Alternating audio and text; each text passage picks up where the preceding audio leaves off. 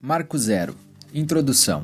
No começo, nós podemos recorrer à divindade que conhece nossa composição pessoal para nos curar de todos os pensamentos e lembranças que nos retêm nesse momento. Morna Simeona. Eu estava errado, muito errado. Quando terminei de escrever o livro Limite Zero, esperava que o mundo me agradecesse. Sabia que a história era inspiradora, sabia que era milagrosa e sabia que tinha de ser contada, mas nunca imaginei que algumas pessoas a detestariam, e a mim. Mas o Dr. Hewlin sabia. Quando lhe contei que o nosso livro estava concluído, ele disse: "Quando for lançado, vão jogar merda no ventilador." Eu não sabia o que ele queria dizer, mas era mais esclarecido do que eu. Ele estava no momento e viu o futuro. A história se desenrolava para ele. Para mim, ainda estava escuro. Quando o sol saiu, meus olhos doeram. Resolvi escrever essa sequência por dois motivos. Primeiro, para explicar mais a mensagem de Limite Zero e o que aconteceu como resultado de sua publicação. E segundo, para lhe dar mais métodos secretos avançados do autêntico Ho Oponopono. Perguntei ao Dr. Hewlin sobre a minha ideia. Ficou relutante, pois tinha sido repreendido pelos mais velhos do Ho Oponopono por revelar seus segredos. Não queria passar por tudo aquilo novamente. Para ele, é possível mudar o mundo simplesmente purificando. Para mim, eu precisava vencer a causa. Ainda queria que o mundo soubesse sobre essa ferramenta incrível. Decidi que escreveria este livro sozinho, mas dessa vez sem o Dr. Hewlin como coautor. Mas antes de entrarmos nesse livro, deixe-me lhe dar uma visão geral do início. Tudo começou antes de Limite Zero sequer ser publicado. Antes que eu tivesse entregado o manuscrito ao editor, o livro se tornou um best-seller no Amazon. Como? Ele estava listado para o pré-lançamento na famosa loja online, mas um resumo do livro estava circulando na internet por pelo menos um ano. Milhões de pessoas viram e, portanto, muitas mais pré-encomendaram o livro e ele se tornou um best-seller antes mesmo que o editor o recebesse. Aqui está o artigo que circulou na internet em 2005 e fez com que milhões de pessoas quisessem o livro. O terapeuta mais incomum do mundo. 3 anos atrás, eu ouvi falar sobre um terapeuta no Havaí que curou um pavilhão inteiro de criminosos insanos, sem jamais ver nenhum deles. O psicólogo simplesmente estudava o gráfico do preso, depois olhava para dentro de si para ver como ele criava a doença daquela pessoa. À medida que melhorava a si mesmo, o paciente melhorava. Logo que li a história, achei que fosse uma lenda urbana. Como alguém poderia curar alguém curando a si mesmo? Como poderia mesmo o melhor progresso pessoal curar os criminosos insanos? Não fazia sentido algum, não era lógico, portanto eu descartei a história. No entanto, voltei a ouvi-la um ano depois.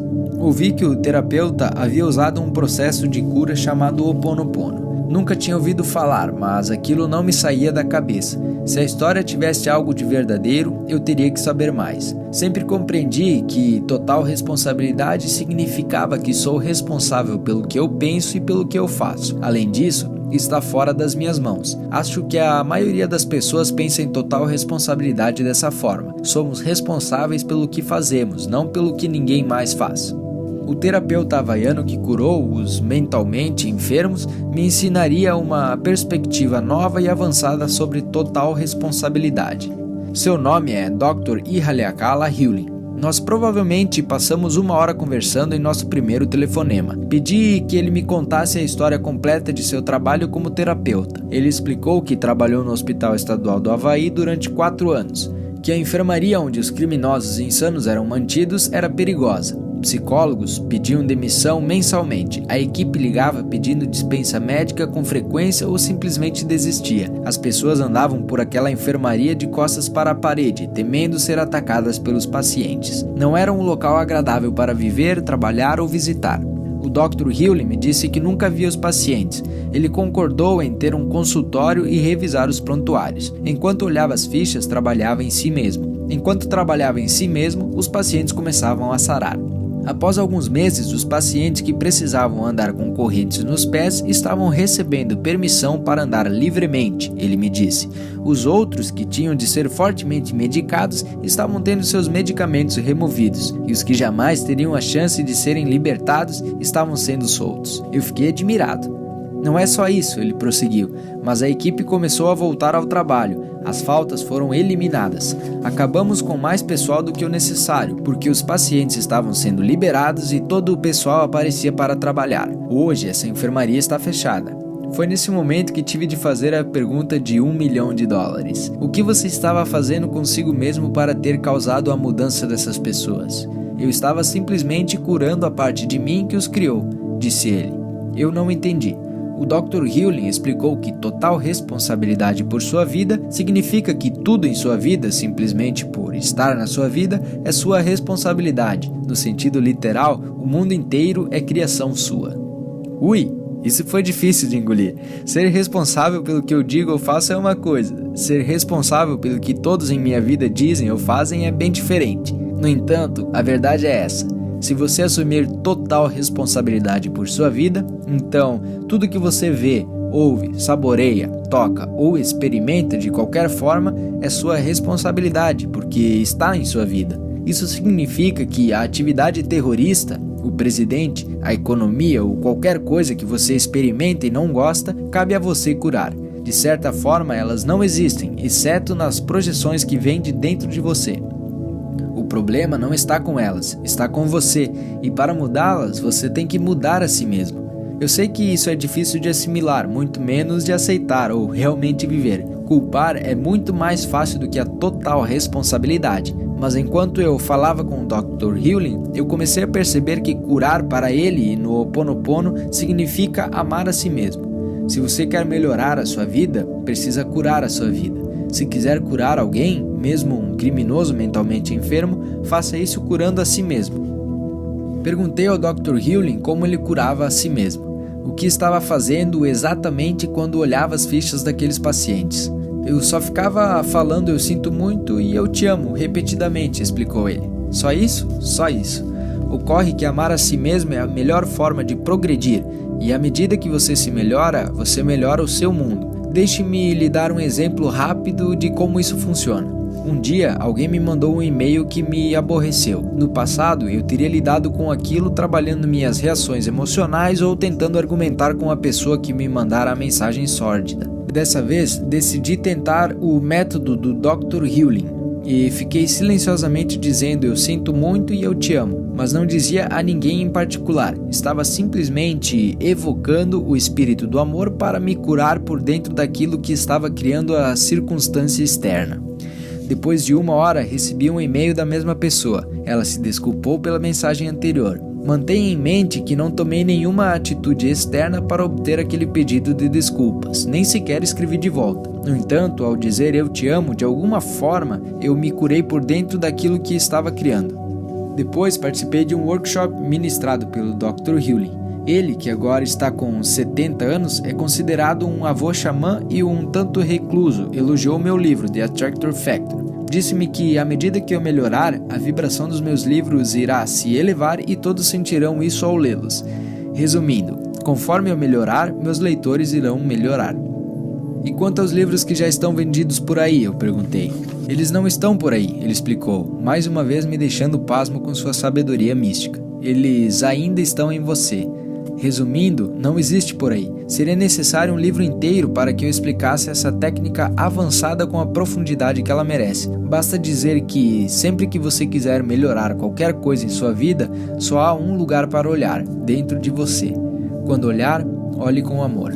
Esse artigo de 2005 preparou o mundo para o limite zero e deu a centelha para que ele se tornasse um best-seller, mesmo antes de ser publicado. É claro que quando o livro foi lançado em julho de 2007, as coisas ficaram agitadas e a merda começou a voar.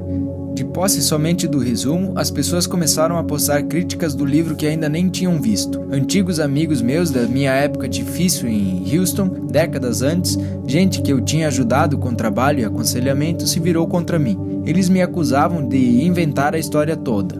Diziam que o Dr. Healy era fictício, que a história sobre ele curar os mentalmente enfermos era uma lenda urbana. Acusavam-me de vender os segredos da tradição havaiana por dinheiro. Outros diziam que eu ganhava dinheiro vendendo um livro que não tinha segredo algum. Eu não podia ganhar. Fiquei magoado, perplexo, confuso. Eu me senti como uma vítima quando achei que o Ho Oponopono deveria me fortalecer. Como, nesse mundo, as pessoas chegam a essas conclusões? Afinal, o Dr. Healy e eu passamos muito tempo juntos, realizando workshops, sendo fotografados, fazendo programas de rádio e criando a versão em áudio de Limite Zero. Estamos em clipes no YouTube. Fizemos todas essas coisas. Ele obviamente é real. E havia aquelas pessoas que não tinham lido o livro, que não poderiam ter lido, pois ainda não havia sido publicado. Porém, faziam críticas dizendo que tinham odiado, até mesmo a mim. Elas me xingavam e tentavam me colocar numa lista negra a partir de e-mails que eu enviava à minha lista. Criaram e batizaram um vírus de computador com meu nome, e mais. Sim, também havia legiões de fãs por mim e pelo livro. Limite Zero se tornou um best-seller oficial quando foi publicado. Milhares, talvez milhões de pessoas aprenderam um método simples de cura descrito nele e isso mudou suas vidas.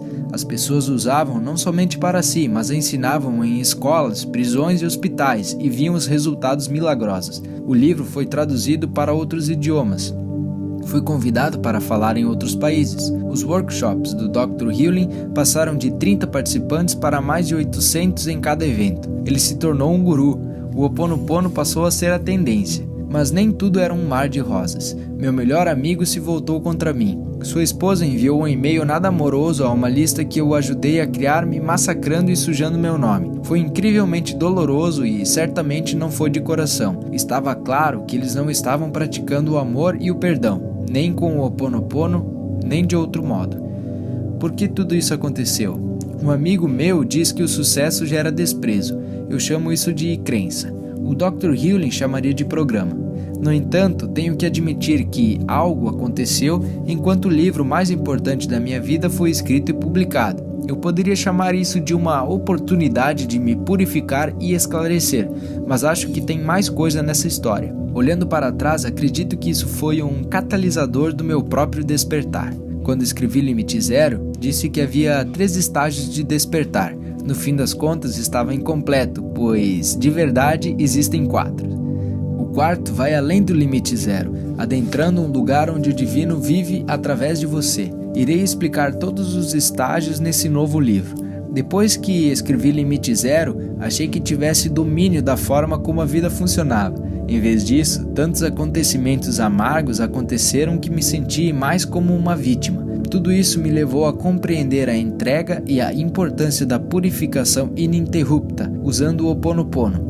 Hoje, conheço o milagre da iluminação. Se você quer saber mais sobre o autêntico Ho Oponopono e começar de onde o meu livro anterior parou, então veio ao lugar certo. Se você está curioso quanto à origem do Ho Oponopono moderno, imaginando quem foi a professora maluca do Dr. Healing, irá encontrar as respostas nesse livro.